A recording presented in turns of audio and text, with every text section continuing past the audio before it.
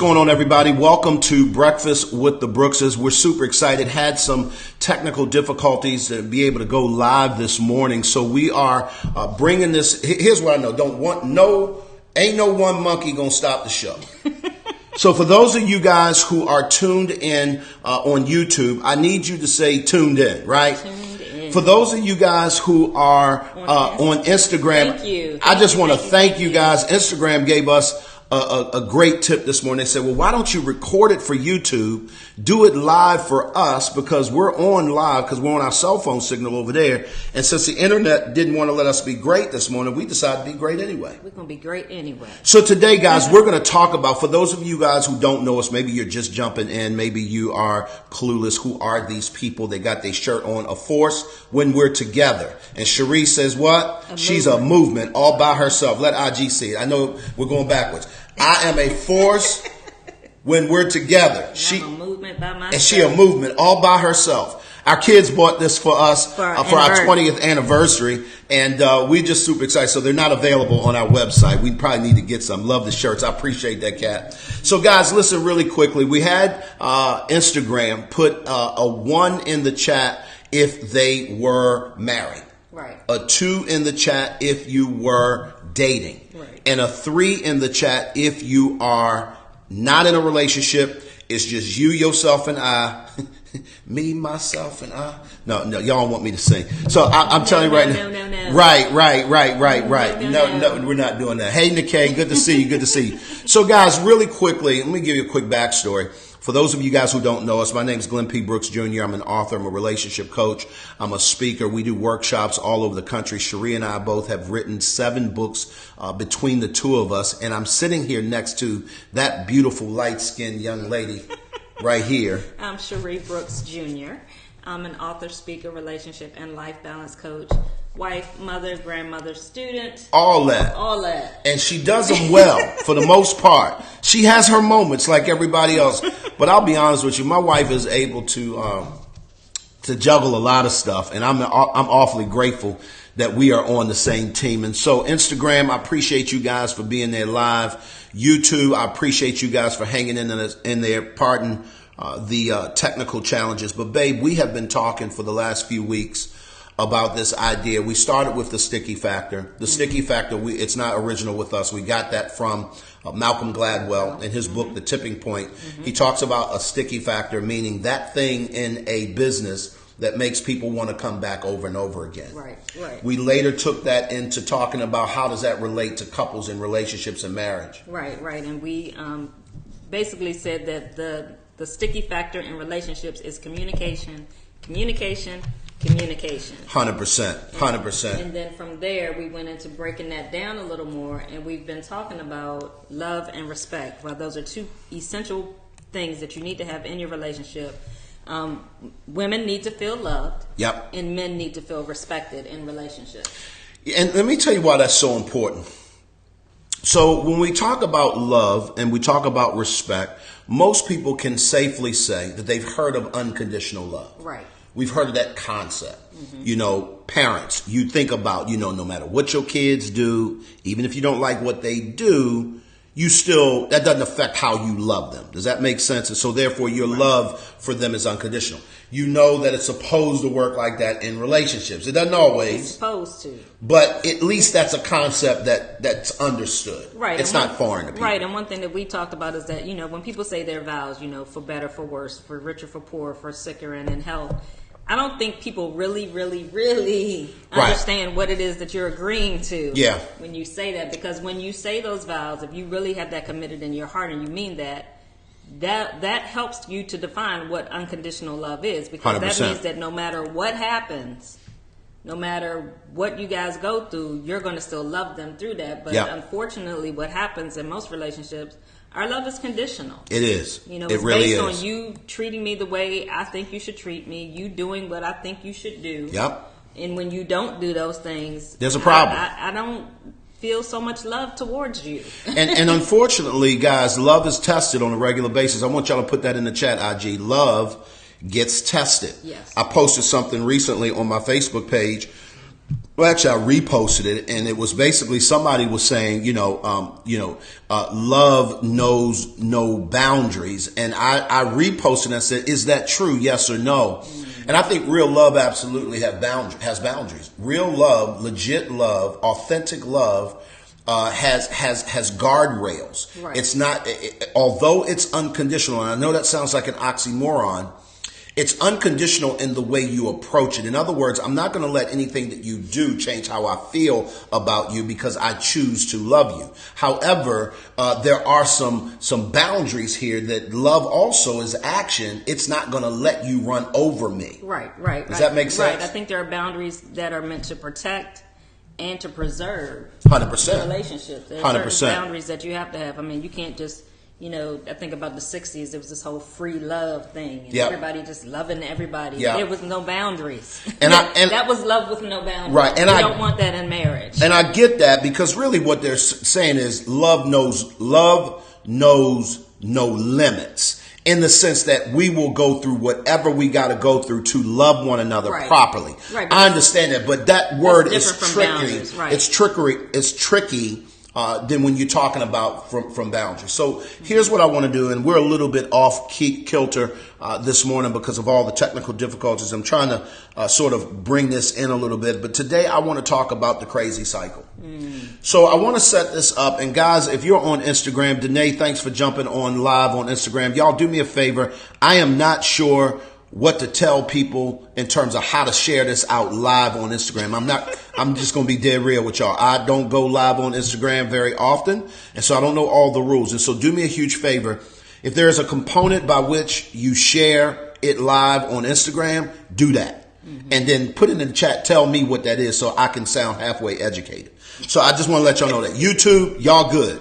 But what I want to do, babe, is I really want people to understand that the crazy cycle in a relationship, the crazy cycle within couples is a situation where you are dead set on having it your way. Right. I am dead set on having things my way. Right. And neither one of us want to yield. Right. It's when nobody wants to yield. Everybody's blowing past the stop sign. Everybody's blowing past the yield sign. You ever coming down the road and you see traffic coming on and there's a yield sign, or they're merging, there's a merge onto traffic. And I'll say this, here in the Hampton Roads area, this is the strangest thing to me. They have the oncoming traffic. There's a merge lane, but there's no yield sign. And so people, apparently, they don't realize that when you're merging, you're supposed to yield. But because there's no sign that says yield, they don't yield. Yeah. And so they just keep, like, you're coming 60, 70 miles an hour down this lane, and they will just come into traffic. It's crazy. It's crazy. They don't merging to them does not mean yielding. And that's what happens in relationships, is that people do not, when they're merging together, they're not yielding to each other. Right. So YouTube, listen to me very carefully, and I want you guys to understand there are 5 components, and we're going to talk to you guys. I want to give y'all some strategies and some tips. We don't have a particularly lot of time this morning. We've got a class that we're going to be teaching, so I'm super excited about that. But I don't want to cheat you guys. I want to make sure that we drill down and give y'all what it is that y'all need. So, babe, I really want to get into this content. Couples, can you relate to this? Yes or no? Read this first one for me. You see the glass half empty, and he sees the glass half full. Can you relate? One of you sees the glass as half empty, and the other sees it as half full. If you can relate, put I can relate. I can relate. I can relate. The next one I want to say is, have you ever been in this scenario? You say to him, listen, when on your way home from dinner, on your way home from work, can you pick up dinner? He comes home without the dinner and then says, I thought you was going to pick it up. I thought you was going to pick it up. And so there's clearly a disconnect. Anybody relate? Put relate. I can relate. I can relate. This is getting ready to get crazy, y'all. Come on, read the next one, babe. The next one, you say, we don't talk anymore. And he says, every time I say something, you catch an attitude. Ooh. We coach couples regularly. Mm-hmm. And this is how it goes. We don't never talk. We don't talk no more. And then he goes, well, every time I try to say something, you're going to catch an attitude. I can't seem to do anything right. Right. So what happens is that you're speaking one language and he's hearing another. Right. or he's speaking one language and you're hearing another. Here's what I want y'all to put in the chat. Men speak blue. Right. Women speak pink. Men hear blue. Women hear pink. Put that in the chat. Put that in the chat. Pink and blue. Blue and pink. Men hear and see in blue. Women hear, see, and think in pink. Ooh, you added the think to that. All right, we get ready to go somewhere, y'all. We're going to help y'all. We're going to say 5 strategies. Put that in the chat. 5 strategies. We're going to look. I wanted to say this. If women are from Venus and men are from Mars, then how in the world do we live on Earth together without killing each other, right?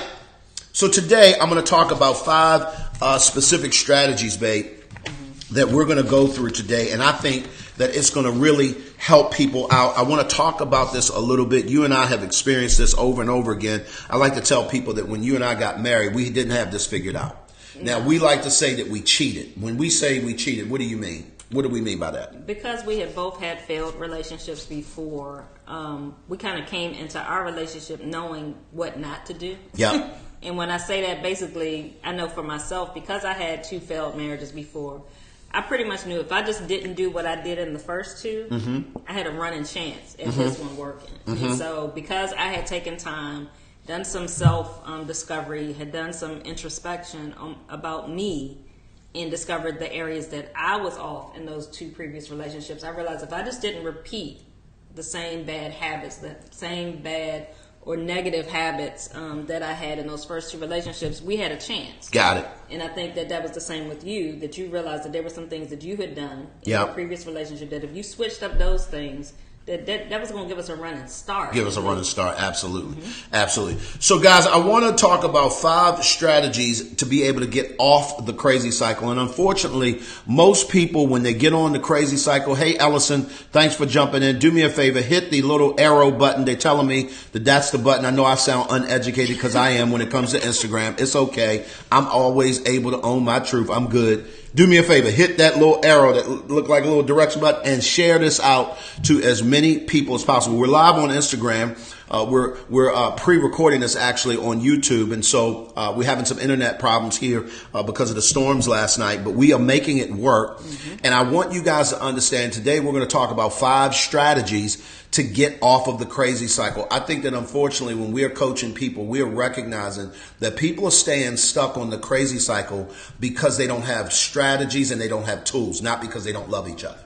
Right, I agree. I don't think that people get married with the intention of, I'm going to screw with you. Right. You don't get married and say, I'm going to mess up, I'm going to ruin this person's life. Yep. I'm going to make them miserable. That's not anybody's intention when they get married. But unfortunately, we wind up, as we go through life, there are things, there are habits or traits that we have that we don't realize that are not going to be beneficial in our marriage. And we don't know to change them, or we don't know to work on those areas until oftentimes it's too late, or until it's created. When I say too late, it's created problems. Yeah. Not that it can't be fixed. Right. It's when now it's an issue. Yep. Instead of if we were able to identify that going in, you could work on it on the front end and never even have those issues. So real quick, as coaches, guys, this is what we do every day, all day. So do me a huge favor. If you are interested in a discovery session of any kind with us to be able to find out how you can become a part of our online group coaching environment. It's called MAPS,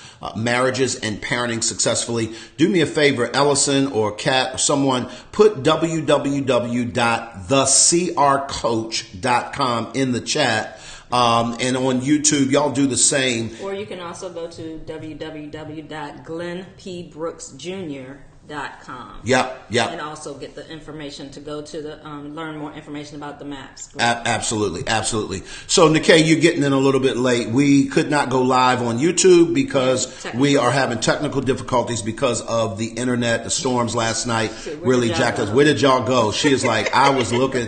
Look, right. I appreciate that. This is the wonder of going live. Yep, stuff happens, Yeah. and you got to figure it out, and we get it, so we're not all messed up about it. I appreciate y'all putting that in.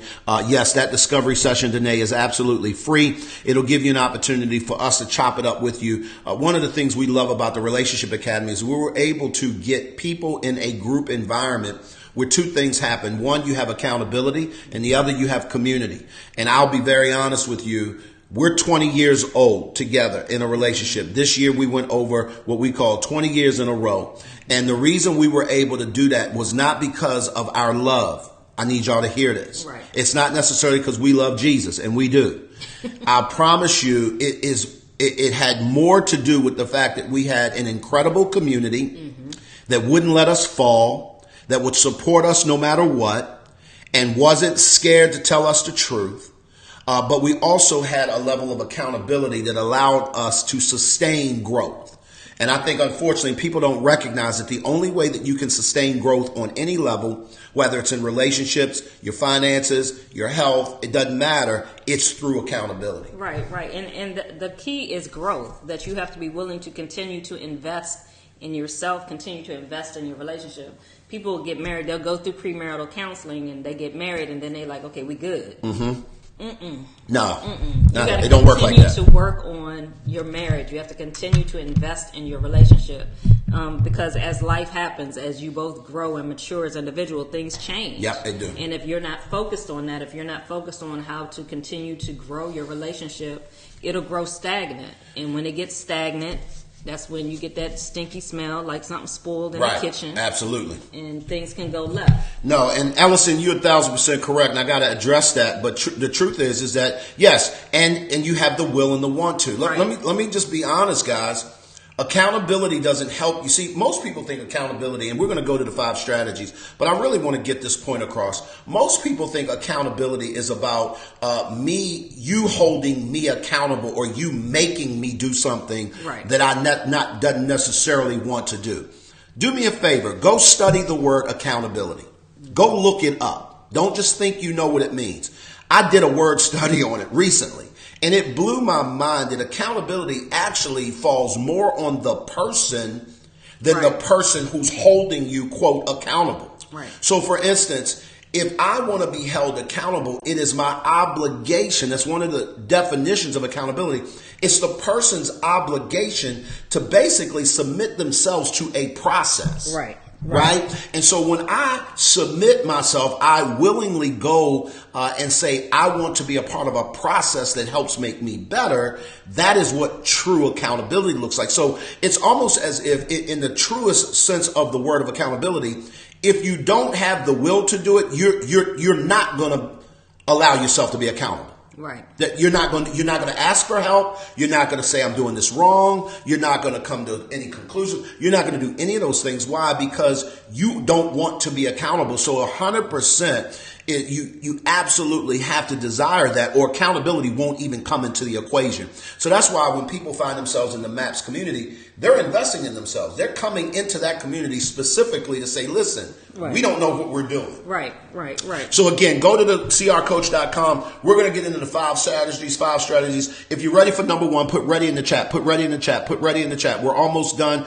We've got about 15, 20 more minutes, and we're going to run through these and help you guys out. This is going to help you. If you're ready for it, put ready in the chat. If you're live with us on Instagram, YouTube, put ready in the chat. Number one strategy on how to get off the crazy cycle. And we said the crazy cycle is when nobody wants to yield. Nobody wants to say, look, I give. Right. How do you get off of that cycle? Number 1 is to accept the truth. Put that in the chat. Accept the truth. And the truth is that he speaks blue and I speak pink. It's acknowledging that craziness happens when we keep doing the same thing over and over again with the same ill effect. So basically, you have to acknowledge first that you both speak different languages. Acknowledge that. Accept that. That's true. I don't care how much I love him, how much he loves me. We speak different languages. Period. Just by being male and female. And there's nothing we're going to do to change that, to be quite honest. And so once I acknowledge that, I have to realize that, okay, so we're in this place now. We realize we speak different languages. We're coming to an impasse. we got to do something different. Absolutely. Because if we keep doing the same thing that we've been doing, we're going to keep repeating the same cycle over again. Absolutely. And so, guys, when we talk about that, I want y'all to understand this really, really clearly, guys. Listen to me carefully. You have to say, you know what? This is true. Mm-hmm. I am not going to beat my head against the wall. Listen, guys, about the fact that she don't communicate the way I do. She doesn't think the way I do. She doesn't see the way I do. She doesn't hear. That's not a conversation that we have. Right. Sheri and we don't run around the room saying, why don't you hear this the way I didn't say that? You always take my words and you make them, this is just driving me crazy. We don't do that. No. Because we have learned she sees pink. Mm-hmm. And he hears blue. It is what it is. Right. That's almost like you upset because your dog won't meow. Right. Or you're in a foreign country and you don't speak that language and you're going to get mad at them because they don't understand you. But you don't speak Spanish. Bruh. And they don't speak English. Like, we went on vacation. I mean, we weren't even in a foreign country. We were in Miami. We were in Miami. Parts of Miami is a foreign country. We were in Miami. I'm so sorry. And we went to the drugstore, and the staff, they all spoke Spanish. Old school, but we said drugstore. The Walgreens, I think it was. Whatever. It's a drugstore. It is. And the staff in that particular area is a heavily Hispanic area. Yeah. So the cashier is speaking Spanish, and he just like, I mean, I'm like, no habla español. He smiled and he just kept talking. I'm like, I couldn't get mad at him because I'm like, I'm in your town. Right. And I don't speak your language. Absolutely. So I can't get mad that you don't understand me. So at this point, I'm just like, here, I'm using my body language and things to communicate with. Ring this, take this. Here, I'm putting the stuff on the thing. And so he's ringing it up. And then when he gives me the total, I'm looking at the thing. I was like, okay, I just give him the money. Right. He gives me the change. It's like, I'm not going to sit there and fuss and be like, why you don't speak English? I mean, you should speak English. You and out. Right. Bro. No, I'm in your neighborhood. Right. And so I'm get mad at you. Absolutely. Cubans. And look, you're in town with the Cubans because I'm telling you right now, they were looking like they were African American, number one. Right. Because Cubans are incredibly dark. And I'm saying, I'm just walking up thinking, okay, this guy looks like me. He's going to communicate like me. And bruh, let me tell you something right now. It wasn't happening. So open his mouth, I just need you guys to do. Number one is accept the truth. If you're ready for number two, put that in the chat. We got 5 things we're going to give you guys, strategies on helping you get past or get over, or more importantly, get off of the crazy cycle. Before we get to number 2, share this out. Hit that share button again, because we need as many people in relationships as possible to hear this, because at this particular point, y'all, people are coming unglued for the dumbest things, not because they don't love each other, guys. It is simply because they do not have strategy. Right. Number 2, if you're ready for number 2, I see readies, I see number 2s. Number 2 is speak the truth. Do what, Sheri? Speak the truth. Oftentimes we focus on our own needs and simply overlook the needs of the other person. The wife needs love. She's not trying to be disrespectful. The husband needs respect. He's not trying to be unloving. Once you grasp the basic principle that the issue is not the real issue at all. Let me say that again. The issue is not the real issue at all. Say that with me, guys. The issue ain't the issue. Put that in the chat. The issue isn't the issue. This ain't about the toilet paper. Right. This ain't about the music in the car. We were having a coaching session last week in our couples room, and one couple, they brought that's what I love about MAPS, is that we don't have no cut cards, right? Everybody ain't no business. We come there to share. Right. And they were like, well, we don't know who was right and who was wrong, but this was the scenario. Right. He wanted the music on. She wanted it all. He wanted a certain kind of music. She didn't. They had a couple friends in the car, and it got heated. Mm-hmm. And so the issue became, and his concern was, we're not about to go here over the radio. Right. Right. And so he recognized that the issue wasn't the radio, but he didn't know how to communicate that at that moment. And so therefore they had a blow up, and the problems then ensued. So I want y'all to put, the issue is never the issue. Right. The issue is not the toothpaste. Or whether the cap is on. That's not the issue. The issue, ladies, is that because you feel like you've expressed your concern about this before, that you feel like he doesn't love you because he's not doing what you asked him to do. Correct. That's the real issue. That's the real issue. It's not the toothpaste. I need y'all to hear that. We're going on to number 3. We're going on to number 3. If this is good, give me a thumbs up, guys. If this is good, if this is helping you, give me a thumbs up. If you're ready for number 3, put a number 3 in the chat. If you're ready for number 3, put a number 3 in the chat. And I want you guys to really, really hear this. We're going to give you an illustration on this one. This is a really good one. Number 3, I see some number 3s coming in the chat. I appreciate that. I appreciate that. Guys, listen to me very, very carefully. Very carefully. Number 3 is, and I want y'all to write this down, you have to know the truth. You have to become very aware. You have to know the truth. So we said you have to accept the truth. You have to speak the truth. And now you have to just know the truth. What is the truth? The truth is, fellas, I need y'all to hear this. She needs, it's not an option. She needs to feel loved. Right. Hear that, guys. I want y'all to hear that. Fellas, listen to me carefully. I know you love your wife. I know you love your girlfriend. I know you love your daughter. I know you love your moms. I know you got mad respect for the women in your life. But here's the challenge. When they don't feel loved, problems ensue. Right. Does that make sense? And for ladies. Right. He needs to feel respected. 100%. 100%. And that means that you need to make sure that your actions, your words, your deeds, everything, it's done to make him feel respected.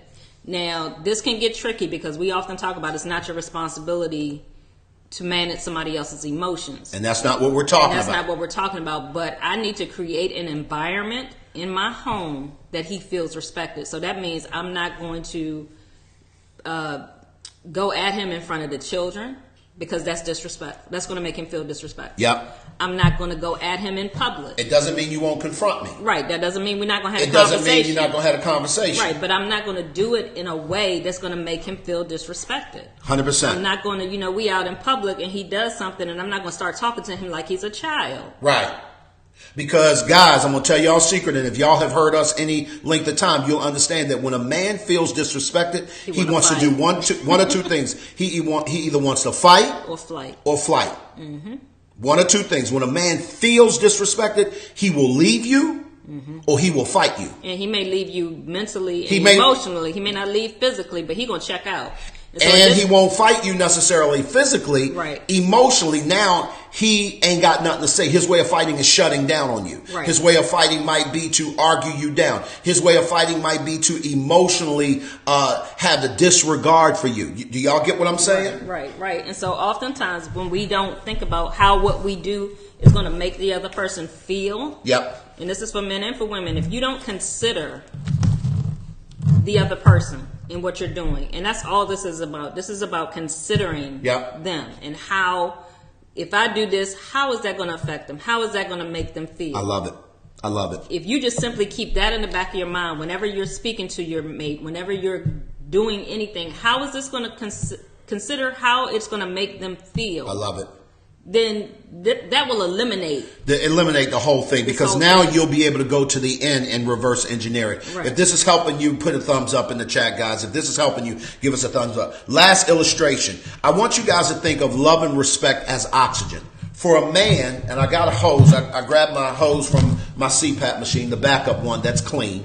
I wanted you guys to understand a fundamental principle. Now, this hose, if I hook it up here, I can get breath. I can get air.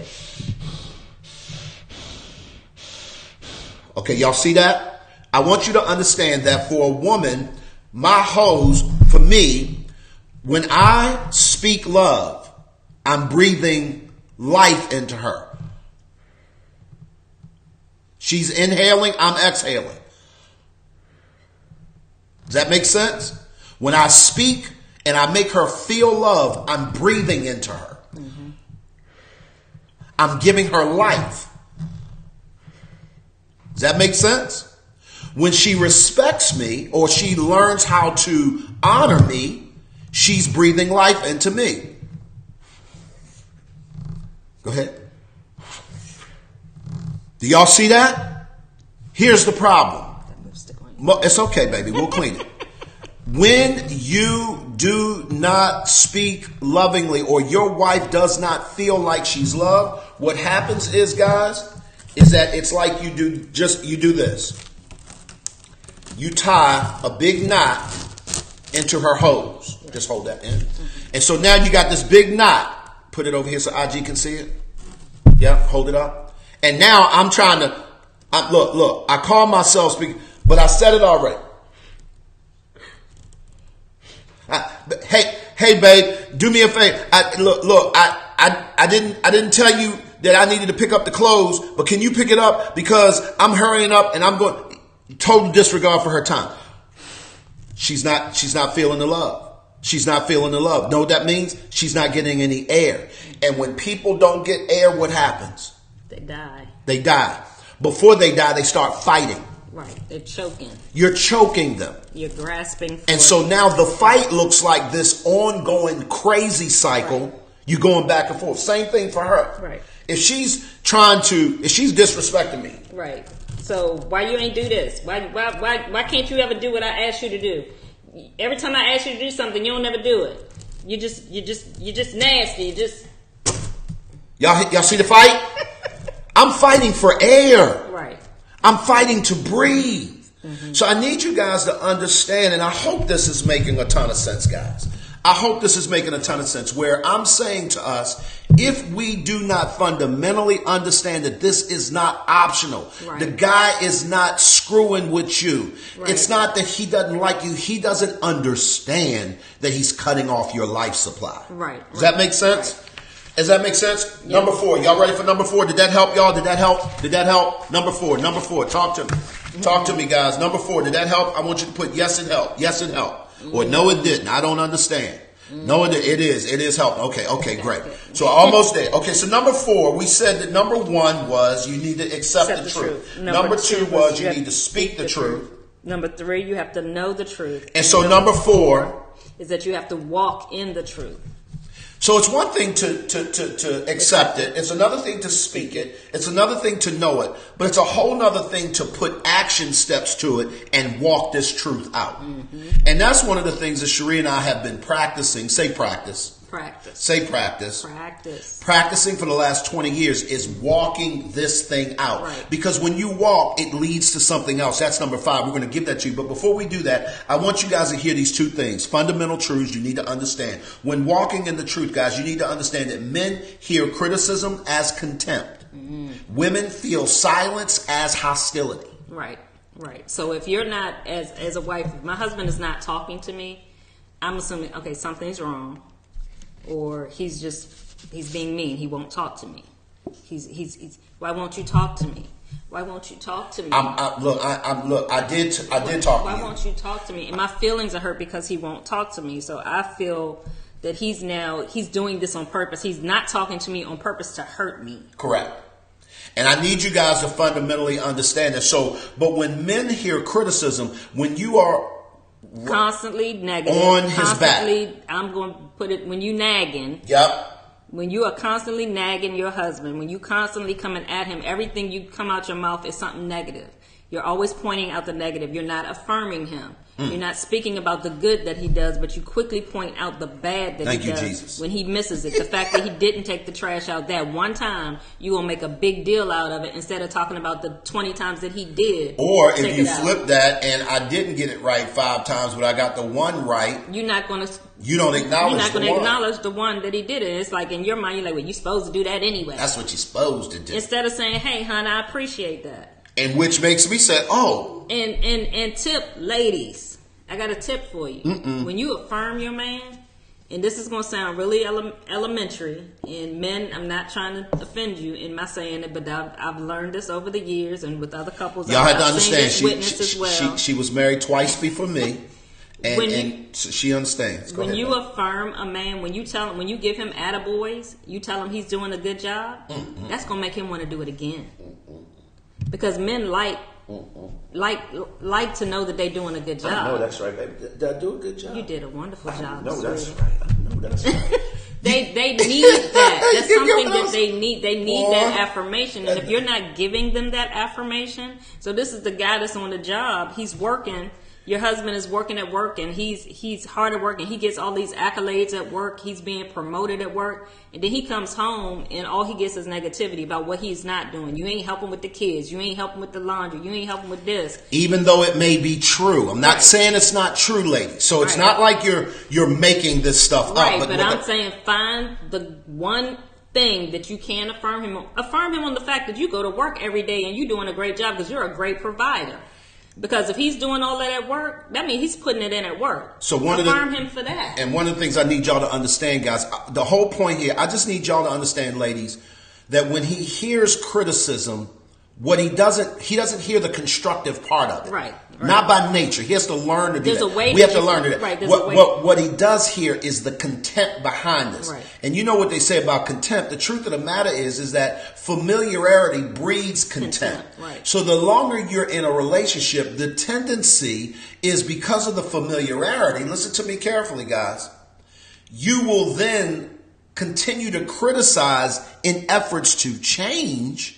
But the problem is, it's not changing it. He just hears you railing. Right. So you got to figure out a way to navigate through that. That's one of the reasons why we certainly want to encourage you. Come on and join us. Rock with us in MAPS Relationship Academy.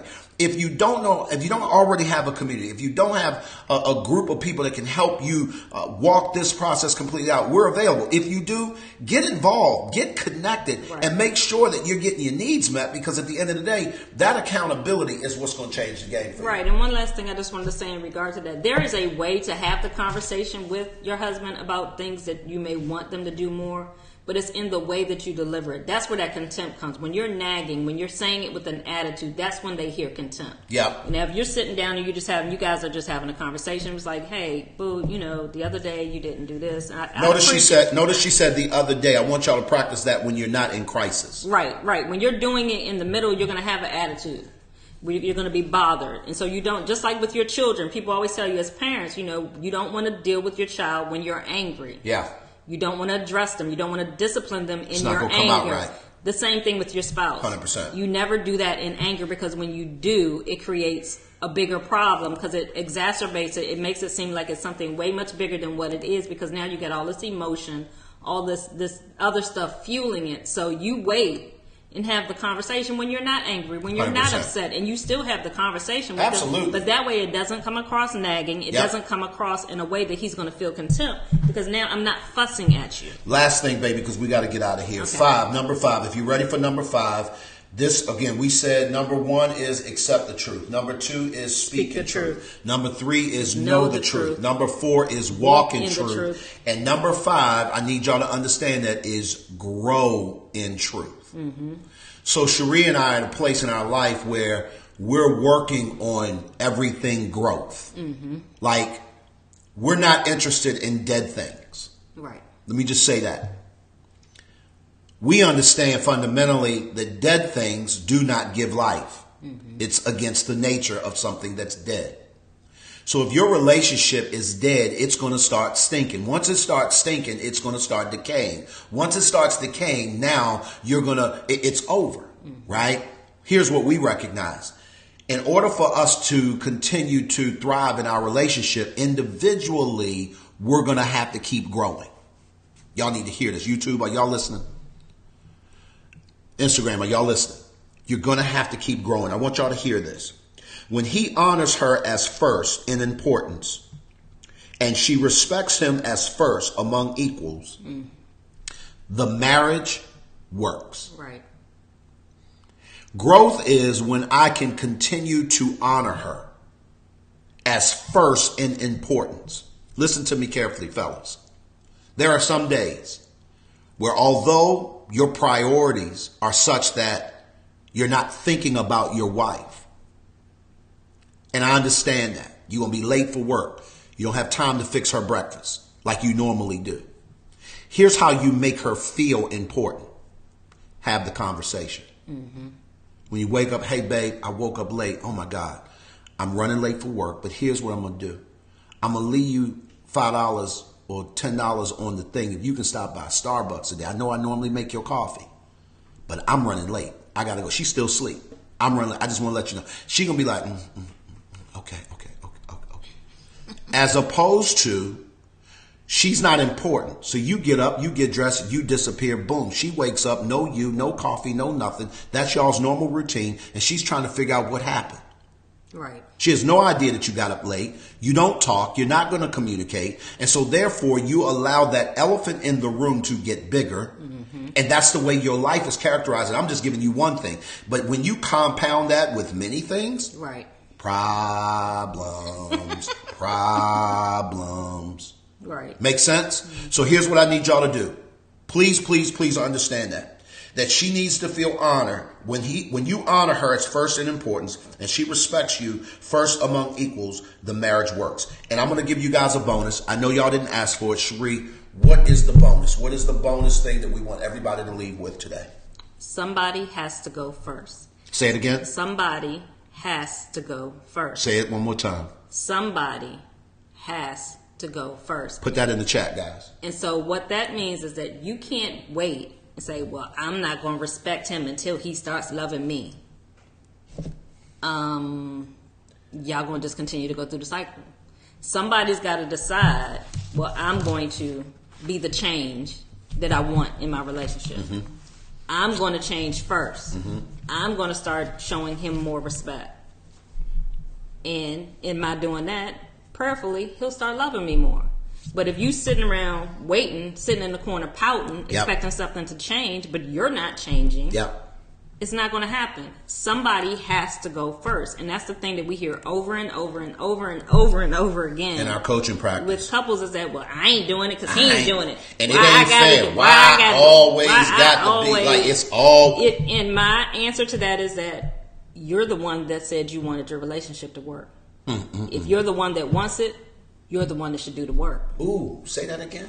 If you're the one that wants it, you're the one that should do the work. So in other words, when I'm displaying behavior of not wanting it, but you are feeling like I want my marriage to work. Right.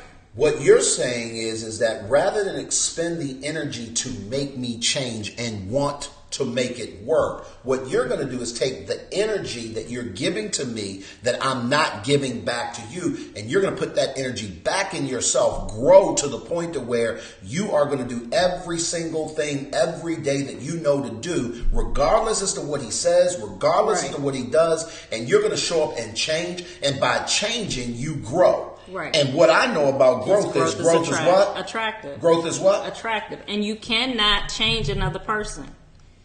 And that's ladies.